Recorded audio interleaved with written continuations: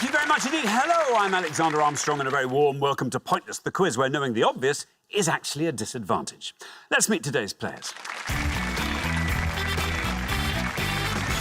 And couple number one. Hi, I'm Helen, I'm from Manchester, and this is my partner Rick from Oldham.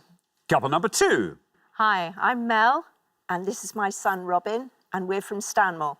Couple number three. Hi, I'm Nick, this is my fiancée Rachel, and we're from Plymouth. And finally, couple number four. Hi, I'm Helena from Oxfordshire, and this is my cousin Sarah from North London. And these are today's contestants. Thank you very much, all of you. Very warm welcome to Pointless. It's marvellous to have you all here. That just leaves one more person for me to introduce, a TV presenter who earned his pilot's licence as part of Welsh kids' TV show Enid Pimp. So, having reached the heady heights there, he's now choosing to plumb new depths here. It is my pointless friend. It is Gethin Jones. Gethin. Howard, and you still keep your pilot's licence. Have you kept your hours up? Yeah, so officially, you know, I'm still a pilot, but it's like you have to rent the plane, so it's whether they trust you to take one out. So you have to keep your licence up a little bit. Yeah, But it's, yeah. I managed to do it a couple of weeks ago, actually. It's just cool. Seeing Britain from, like, 3,000 feet. Do we look like ants? Is that what we look like down below? Little Yeah, ants? yeah, but not as small as that. It's like, it's almost like a one big weather map you're looking at. Yeah. It's cool. Dodge all the clouds at that level. It's very cool. I wish I did it more. Yeah. Oh, well, there we are. Thank you very much indeed. Now, Debbie and Adrian got through to the final last time. Weirdly, they didn't win the jackpot. Oh. I know, which means we're adding another £1,000 to that. So today's jackpot starts off at £2,250. Right, if everyone's ready, let's play Pointless.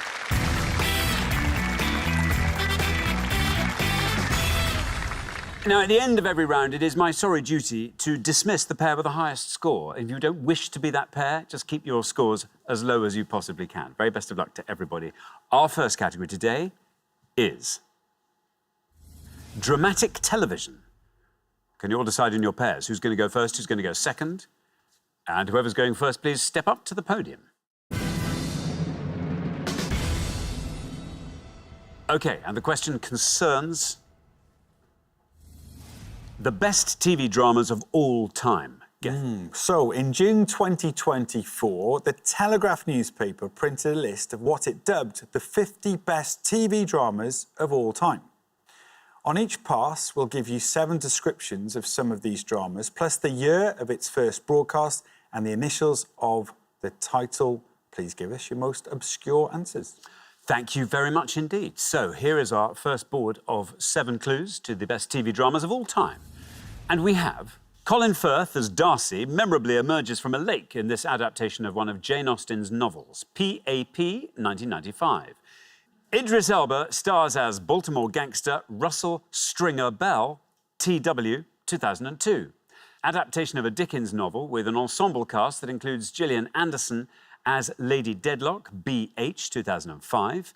Scandi noir drama about Danish politician Birgitte Nyborg's rise to power, B. 2010.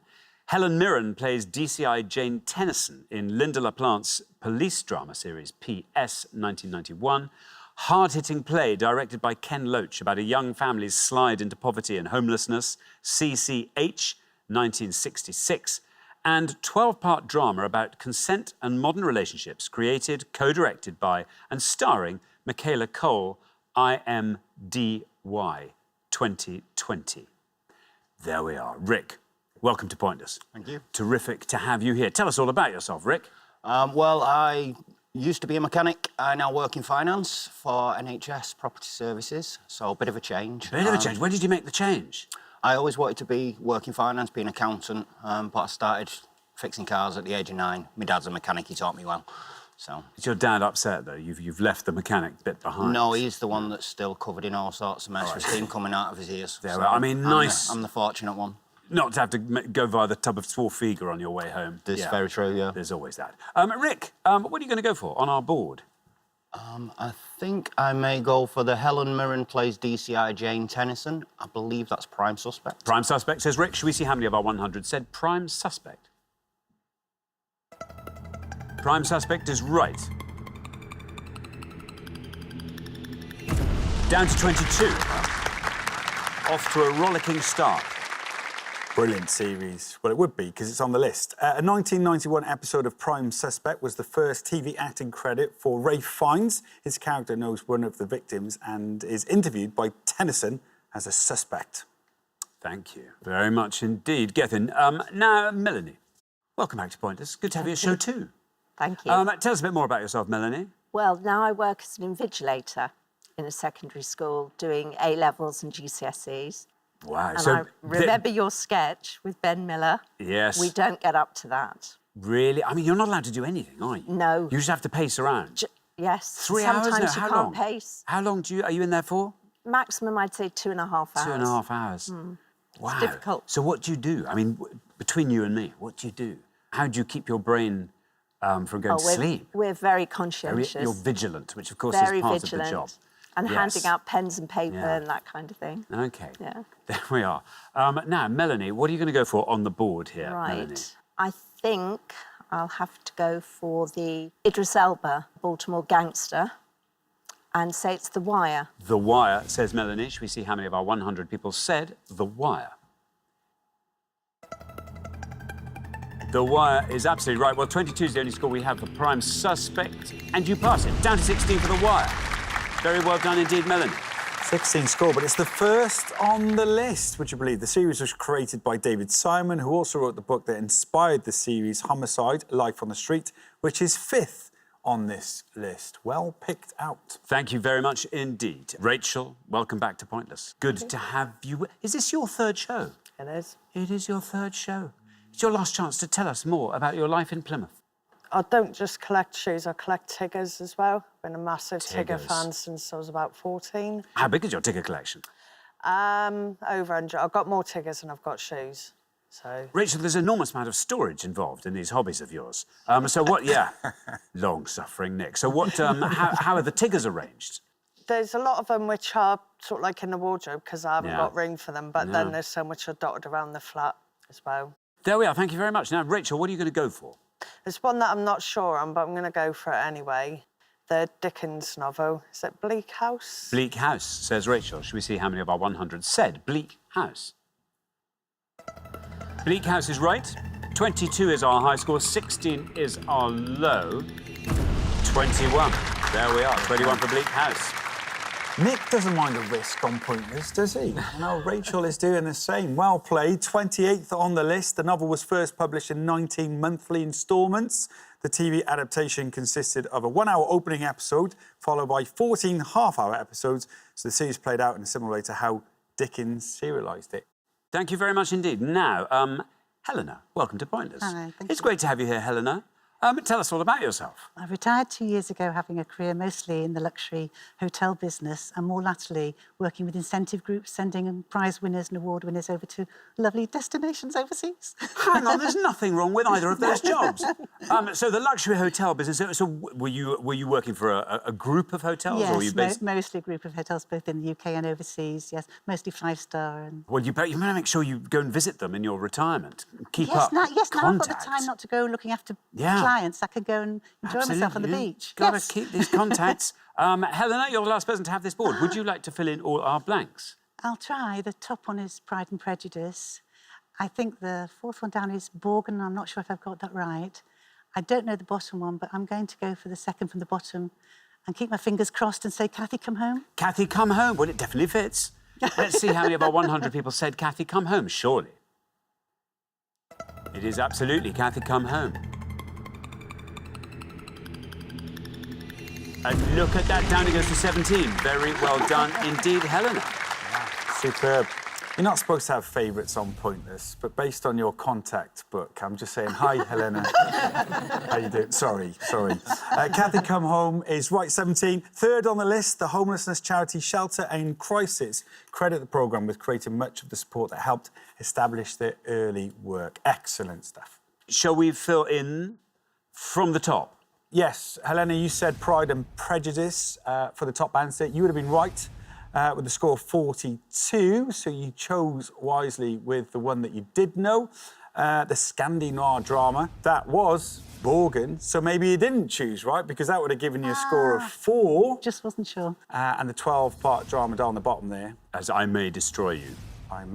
All right, Alex, I'm almost done my shift here, you know. That would have scored 7.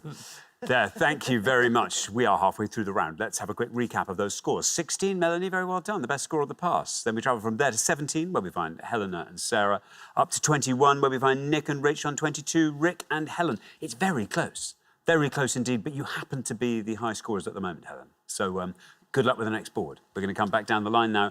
Will the second players please step up to the podium? Let's put 7 more of the best TV dramas of all time up on the board, and here they are.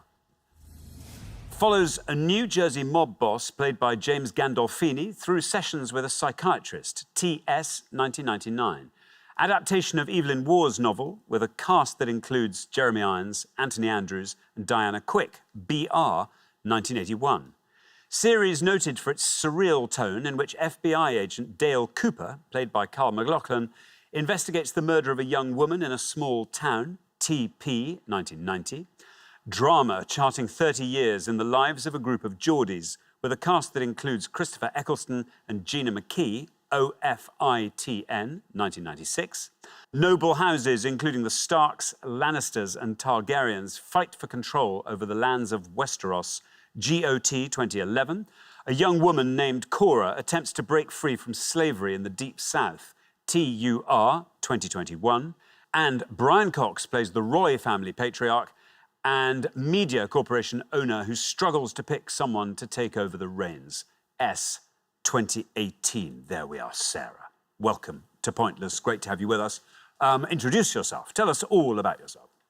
So I retired from my job last year, the end of last year, having worked in the museum and galleries sector in London. And what do you fill your retirement with? So currently I'm filling it by being a treasure hunter in that I love going to car boot sales, flea markets, brocantes, and I organise some vintage markets in London. What fun. How often do you do that? Well, I've only done one so far. Yeah. And it was a success. Everyone said, we must do this more often. Good for you. Sarah, you are on 17. Yep. 4 or less gets you straight into round 2. I think I'll go with the drama charting 30 years in the lives of a group of Geordies, Our Friends in the North. Our Friends in the North, says Sarah. You get a red line. Can we see if we can get you below that with Our Friends in the North? Our Friends in the North is absolutely right. That goes down to 11. That's a great score. Our lowest score so far, in fact. 28 your total. Well done, Sarah. Difficult to pick up the obscure, but you've done it. 9th on the list. The series was very expensive to make. It cost £8 million. Thank you very much indeed. Now, Nick. Hi. Welcome back to Pointless. Thank you. For the last time. Will you tell us more about yourself? One of my great passions is comic books. I've had an extensive collection, which then had to be sold. Well, I'm not surprised to make room for the Tiggers. And the whole lot had to go. They had to go. But, yeah, I'm working on it again. OK, good. Good. It's building up. Building up. OK, Tigger versus comics. Now, you are on 21. 6 or less gets you into the next round. What are we thinking? I think I'll go for the series noted for its surreal tone, which would be a favourite of mine, Twin Peaks. Twin Peaks, excellent series. Here is your red line. It's quite low. But let's see where we end up with Twin Peaks.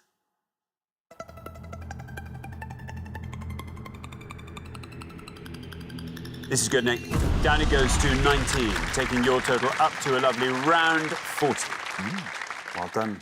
38th on the list, Mikhail Gorbachev reportedly tried to ask President George H.W. Bush, who killed Laura Palmer, but when he was later pressed on this, Gorbachev claimed he had no idea what Twin Peaks was. Well, I tell you what it was on the top 50 dramas of all time. At number 38. Thank you very much indeed. Now then, Robin, welcome back to Pointless. Good to have you with us again. Tell us more about yourself, Robin.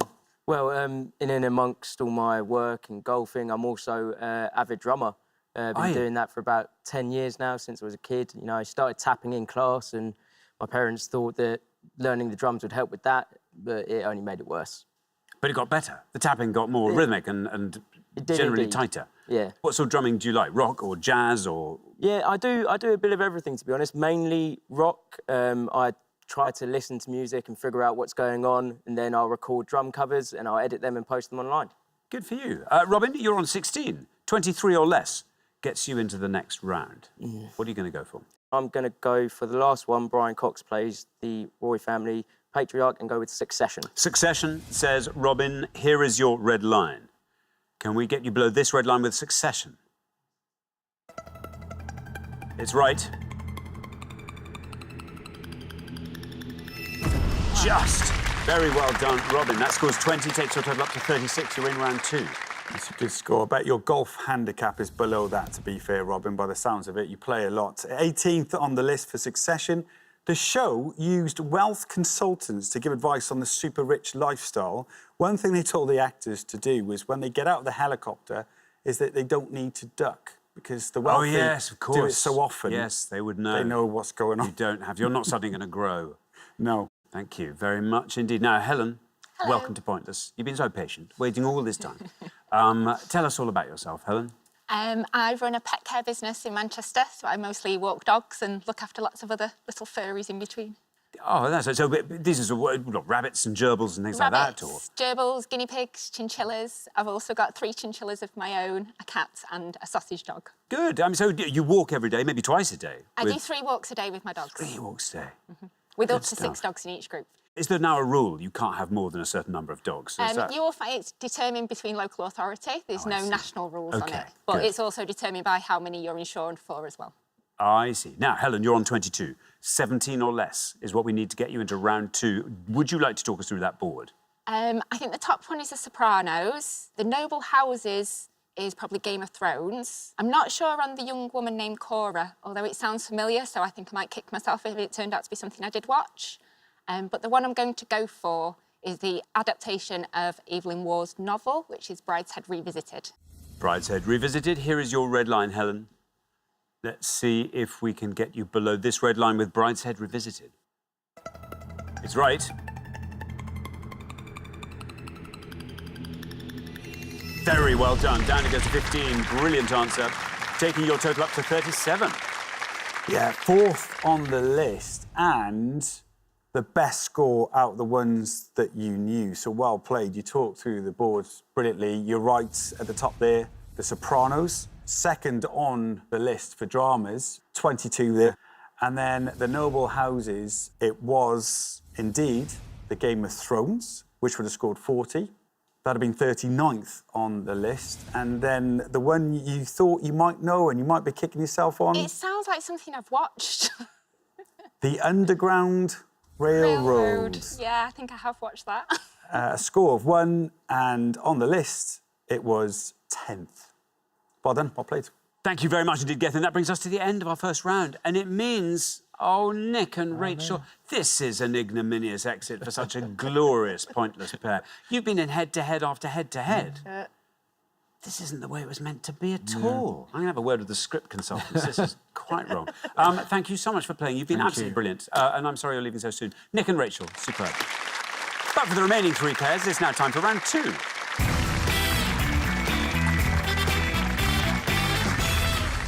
OK, 3 pairs remain. As you'll have noticed, we've said goodbye to one of our pairs already, but very well done in round 1. Sarah, our lowest individual scorer, and Sarah and Helena, our lowest combined scorers, so good work on that far podium.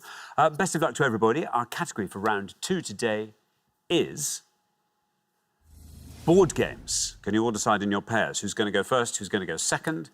And whoever's going first, please step up to the podium.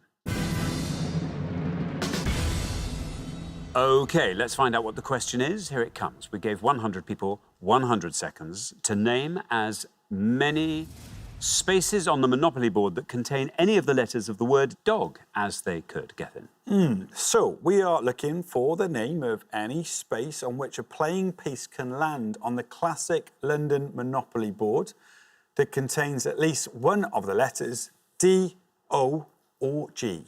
Thank you very much indeed. So, Rick, what are you thinking? I know Monopoly quite well. It's a game that we've played before. I'm going to go with Regent Road. Regent Road, says Rick. Shall we see if that's right? Regent Road. How many people said it, if it is? Oh, Rick, I'm sorry. I'm afraid not Regent Road. That's wrong. That scores you 100 points. I can see you're confused, Rick. We'll clear all of that up at the end. I'll take my first comment back out then, so I don't look like a fool. Melanie, Monopoly spaces with a D, an O or a G. I'd say community chest. Community chest, says Melanie. Should we see how many of our 100 said community chest? Community chest is right. It's a great answer, down to 1. Very well done indeed, Melanie. 1 for community chest. They're like chance cards, so they both contain good and bad outcomes that may change the game. Thank you very much indeed. Sarah. I'm going to go with Old Kent Road. Old Kent Road, said Sarah. Should we see how many of our 100 said Old Kent Road? Old Kent Road is right. Well, 100 is our high score, 1 is our low. So we have the full range there. 23 for Old Kent Road. Old Kent Road is over 2,000 years old, originally acting as the route from London to the Kent coast in Roman times. Thank you very much indeed, Gethin. We are halfway through the round. Let's have a look at those scores. 1. Melanie and Robin, very well done indeed. We travel from 1 to 23, where we find Sarah and Helena. And then, oh, Rick and Helen, I'm so sorry. Up on 100 you are. I'm sorry about that. Yep, anything could happen in the next pass, Helen. A low score from you won't hurt, so good luck with that. We're going to come back down the line now. Will the second players please step up to the podium? Helena, remember, we're looking for any space on the Monopoly board that contains the letters D, O or G. I think I'm going to go with the Angel Islington. The Angel Islington. Excellent. You get a red line, Helena, and it comes in here. The Angel Islington. How many said that? The Angel Islington, absolutely right. That's another brilliant answer. Look at that, 24 your total. 1 for the Angel Islington. Someone plays Monopoly a lot. The only coloured property that is named after an actual building rather than a street or square. Thank you very much indeed. Now, Robin, you're on 1, 98 or less, sees you comfortably through. Has made it quite easy. I think I'm going to play it safe and just go Trafalgar Square. Trafalgar Square, says Robin. Here is your red line. There we are, Trafalgar Square. Trafalgar Square gets you through. Very well done. Down to 6, taking your total up to 7. Very well done indeed on the middle podium. Trafalgar Square. I think it was red, wasn't it? You land on it and just hope a pigeon doesn't, arrive at the same time. Thank you very much indeed. Gethin, Helen. I said anything could happen. It hasn't really happened, I'm afraid. I know. You are our high scorers on 100. What are you going to go for?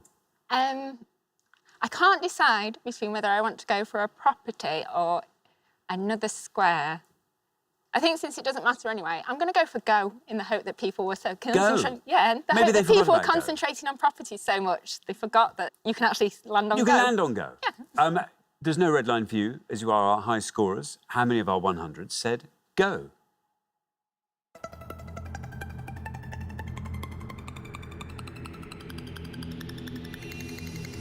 Down it goes to 12, taking your total up to 112. What was your other go-to? What would you have gone for there, Helen? I was thinking maybe Euston Road, but I'm mostly just annoyed at him because he doesn't know his roads from his streets. Because it is street, and I am aware of that. I was going to go for Just Visiting as well. Well, that Which would have doesn't been have any perfect. Just Visiting's got a G in the end. Of course it does, yeah. OK, we've got a lot of bad news for you, Rick. If you went for Just Visiting, it was a pointless answer. And if you'd gone for Euston Road, that'd have been 1. If you'd have gone for Regent Street, we might be in a different situation now. Regent Street would have got you 2. And here are a few low scorers. 3 points for Waterworks, 2 points for Bow Street, Coventry Street, Pentonville Road and Regent Street. And 1 point, Electric Company, Euston Road, Liverpool Street Station, Marlborough Street. Some pointless answers. Fenchurch Street Station, Income Tax, and Rick, as you well know now, Just Visiting. Should have stuck with the gut. 2 more, Northumberland Avenue and Whitechapel Road. Well done, and well done if you got some of those at home as well. Thank you very much indeed, Gethin. That brings us to the end of our second round. It means, Helen and Rick, we have to say goodbye to you. Oh, you were so close to a brilliant score. Next time. We'll look forward to seeing you then. Helen and Rick, thank you so much for playing. For our two remaining players, though, it is now time for the head-to-head.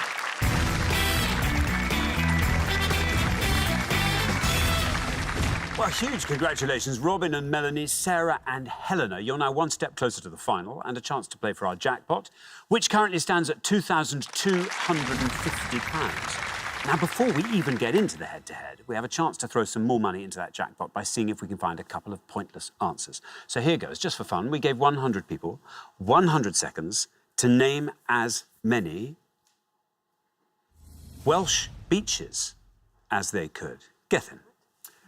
You're going to see 6 options. We've got some beautiful beaches in Wales, but that's not going to help you. 2 are scoring, 2 are pointless, and 2 are not beaches in Wales at all. £250 in the jackpot for each pointless answer. Thank you very much indeed. So can you find the 2 pointless Welsh beaches from these 6? We have Penbryn Beach, Mount Hope Bay, Bendrix Beach, Blackrock Sands, Porthcurno Beach and Llandwyn Bay. Does anybody know anything? Do you? So Porthcurno Beach is in Cornwall, so that's not one of them. Excellent.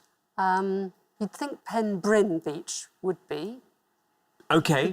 Is that the limit of your expertise, though? Oh, Can no. I'm so sorry. No, only on Welsh beaches. I'm just wondering, am I safe to throw it to Robin and Melanie, see if they can... I'm going to throw it to them. Robin and Melanie, would you like to nominate one of those, bearing in mind Sarah's brilliant input? I'll leave it to you. You went to uni in Cardiff, so... I would say Bendrix Beach. Bendrix Beach. Shall we see if that is a pointless Welsh beach? Bendrix. It's a Welsh beach.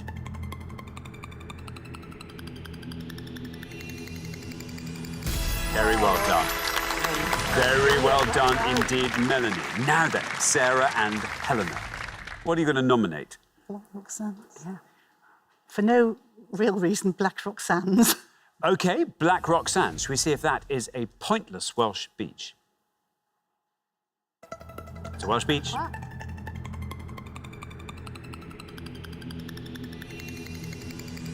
Oh, 2 people.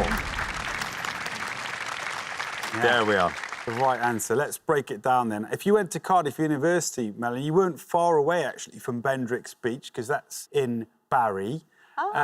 Penbryn Beach is indeed a beach near Cardigan, and that is the other pointless answer on the board. Mount Hope Bay is near Swansea, but it's Swansea, Massachusetts in the USA, so a red herring there. Porthcurno Beach, you're quite right in saying it's in Cornwall. And Llandwyn Bay is on Anglesey, and that scored 1. Wonderful. Thank you. Did you know all of those? I knew, I'd say 80% of them, yeah. I didn't know about Porthcurno. I didn't know that was in Cornwall, so maybe I'd have got there, with a little bit of help from my friend.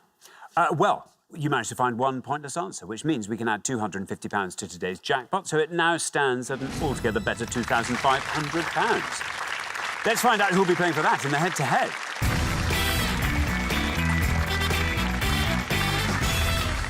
Now, the first pair to win 2 questions will be playing for that jackpot, and you're now allowed to confer before you give your answers. Best of luck to both pairs. Here is our first question, and it is all about things Gethin Jones did on Blue Peter. Gethin.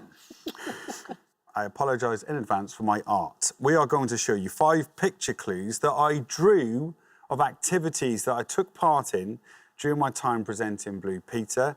We've blanked out some of the letters in certain words. Please tell us what is being represented by these pictures, if you can. OK, so these are all pictures drawn by Gethin. They're going to be lovely. Let's reveal them. 5 things Gethin Jones did on Blue Peter. We have A. That's really very good. That's a very good picture there. Almost like a photograph. Flying with the RDAS. B. The FRPS challenge. Yes, less good, I think. C. Fighting an AR. Yeah. Yeah, it's okay. D. Come on. DG with Tom Daly. Why can you see Tom Daly's face through his arm?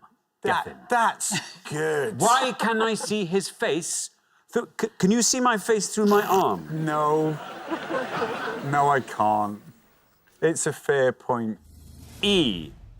The Royal Marines Commando YP. I mean... There's a reason why that's bad. I thought I only had to draw one picture, and then they told me I had to do 5, so by the end I'd lost the will. I can see where the time went. D is very good. A is very good. The others are okay. E is... right, now, Robin and Melanie, you're our low scorers. You get to go first. Do you know the last one?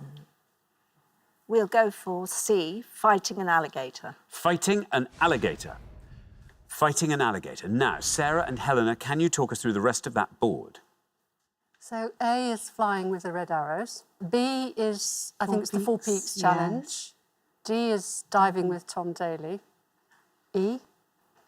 We're not going to go for E, but I would say Yelp or something ridiculous. I don't know. Which one should we go for? B. Let's go B, the Four Peaks Challenge. The Four Peaks Challenge. So we have alligator versus the Four Peaks. Right, in the order they were given. Robin and Melanie went for alligator for C. Shall we see if that is right? Fighting an alligator. We can ask Gethin about this later. Alligator's right. 74 for alligator. Meanwhile, Sarah and Helena have gone for the Four Peaks. The Four Peaks Challenge for B. Shall we see how many of our 100 said that? Four Peaks. Four Peaks is right. And it wins you the point. Very well done. Down you go to 44. Very well done. Sarah and Helena, after one question, you are up 1-0. Very good. So lots of people have heard about the Three Peaks Challenge. Being Blue Peter, they always like to do one extra, hence why we had the Four Peaks. Of course, yes. What was the fourth? The fourth is Slieve Donard's Northern Ireland. Ah. So you get up there to do that one, as well as the other 3. Flying with the red arrows, a lifetime ambition, absolutely incredible. That would have got 58. You got the alligator. I should just say it wasn't much of a fight. I did get attacked by an alligator, and then I ran away.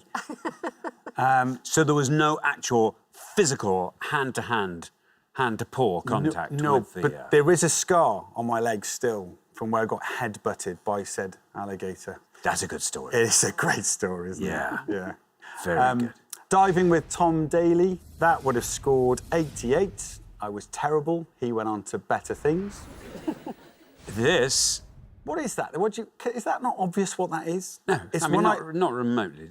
It's a roadkill, but it's not even that. It's a green berry. So Oh, it's a green beret. But what's in the middle of it? A badge. Molly, a 7-year-old viewer, was so chuffed that I managed to get and complete the Royal Marine Commando Yomp. She decided to knit me a beret with a Blue Peter badge in the middle of it. Well, I still have that's it to very this sweet. day. That is very sweet indeed. But I don't think you've done Molly a service there. Oh, the Yomp would have got you 7, the best score on the board. There we are. Thank you very much indeed. Right, here comes your second question. Robin and Melanie, you've got to win this one to stay in the game. Our second question is all about names in Beatles song titles. Gethin. We're going to show you titles of songs, whether singles or album tracks, all performed by the Beatles. Each song, the first name of a person is missing. Please give us these names. Thank you very much indeed. OK, let's reveal our 5 Beatles tracks with missing names. And here they are. Blank Rigby, Lovely Blank, The Continuing Story of Bungalow Blank, Blank in the Sky with Diamonds, and Hey Blank. There we are. Sarah and Helena will go first.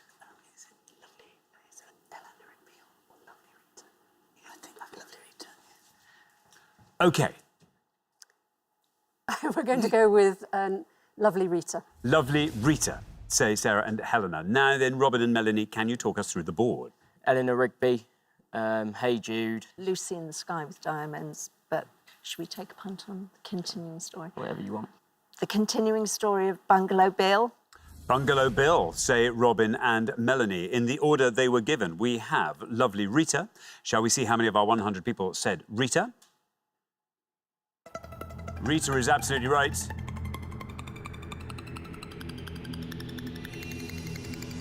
And that goes down to 6.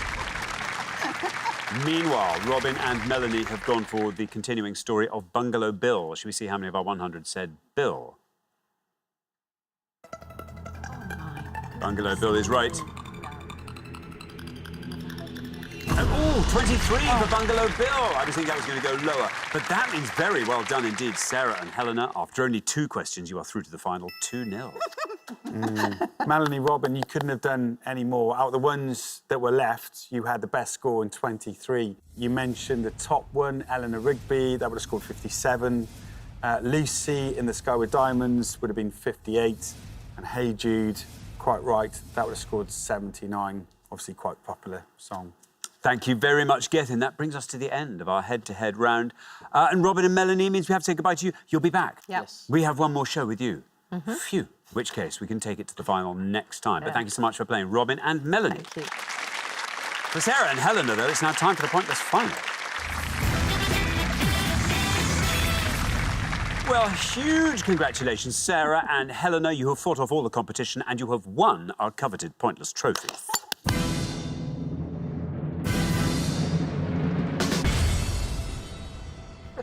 I mean, that's probably enough. Should we just leave it at that? That's it. We're off. But if you want, we could play for the Pointless Jackpot. OK. We might as well, as it's here. And at the end of today's show, the jackpot is standing at £2,500. As ever, there's just a pointless answer between you and it, so it all hangs on what comes up on the board. Is there anything you particularly love to see? Historic houses, for me. That would be And interesting. geography for me. Marvellous. Historic houses and geography. Perfect.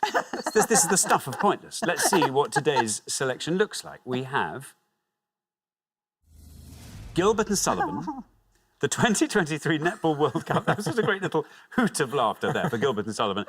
British crime fiction authors with the surname James, and Oscar losers. Oscar losers. Yeah. Oscar. We love the trophy. OK. We've got our trophy. By default. Oscar losers. Oscar losers. OK, what we're looking for here, any woman who's been nominated at least 3 times for any combination of either the Best Actress or Best Supporting Actress Academy Award without ever winning either, or we're looking for the name of any man who's been nominated at least 3 times for any combination of either the Best Actor or Best Supporting Actor Academy Award without ever winning either. That's up to and including the 2024 ceremony. Very best of luck to you in the studio and to you playing at home too. Now, as always, you've got up to 1 minute to come up with 3 answers. All you need to win that jackpot is for just one of those answers to be pointless. If you happen to find 3 pointless answers, we will throw in a £500 bonus. Are you ready? No. Let's put 60 seconds up on the clock. There they are. Your time starts now.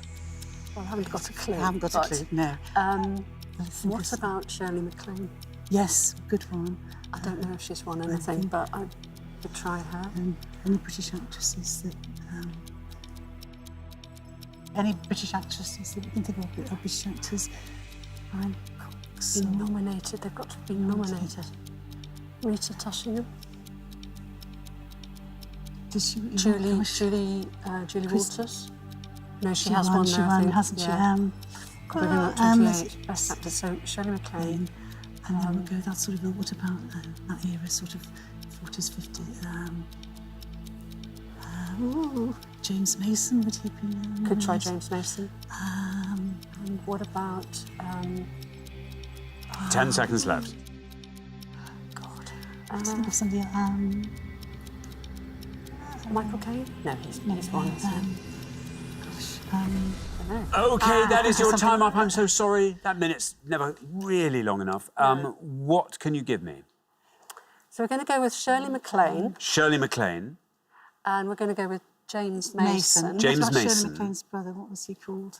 Let's go with Nick Nolte. Nick Nolte. I don't know what that's called. Yes. There we are. Of those 3, which is your best shot at a pointless answer? Mo. Nick Nolte. Nick Nolte, we'll put last. Least likely to be pointless. Oh, Shirley MacLaine. Shirley MacLaine. Yeah. Shirley MacLaine, James Mason, Nick Nolte. OK, well, let's put those answers up on the board in that order. And here they are. We have Shirley MacLaine, James Mason, Nick Nolte. Well, if one of these turns out to be pointless, you will be leaving here with £2,500. What would you like to do with that, Sarah? Well, we're going to do something jointly with it, actually, which is to put it towards taking our family to Italy. Lovely. We love Italy. We thought that would be a nice thing to share it out. Well, let's hope one of these answers wins it for you. Your first answer was Shirley MacLaine. In this case, we are looking for actresses with no wins, but not 3 nominations. Let's see how many of our 100 said Shirley MacLaine. Is it right? No. Nice try. Not Shirley MacLaine. Let's move swiftly on to James Mason. Your next answer, we're now looking at actors with 3 nominations and no wins for £2,500. Might James Mason... Well, let's see if James Mason is right, shall we? James Mason is right. Oh, James Mason is correct. Oh, yes, 3 nominations and no wins. Down goes James Mason. £2,500 is yours. If this goes down to point, it's going down, going down. You've done it! Look at that! Oh, huge congratulations. Oh, absolutely brilliant answer. James Mason, a pointless answer. You have just won £2,500. Brilliant. You know what else? Nick Nolte, pointless answer. So where did that come from? Wow. Brilliant. With seconds to go, you hadn't mentioned a pointless answer, so you did so well to get that in. Well done. Shirley MacLaine was nominated for 5 acting Oscars, but she won Best Actress for Terms of Endearment. You're right about her brother, though, Warren Beatty. That would have been a pointless answer, too. We're happy with the trophy. Some more pointless answers for you. Let's have a look. You could have gone with Amy Adams, 6 nominations. Annette Bening, 5 nominations. Carey Mulligan, 3 nominations. Michelle Pfeiffer, 3 nominations. Glenn Close and Greta Garbo were the only 2 answers that would have scored points, so any other answer would have been pointless.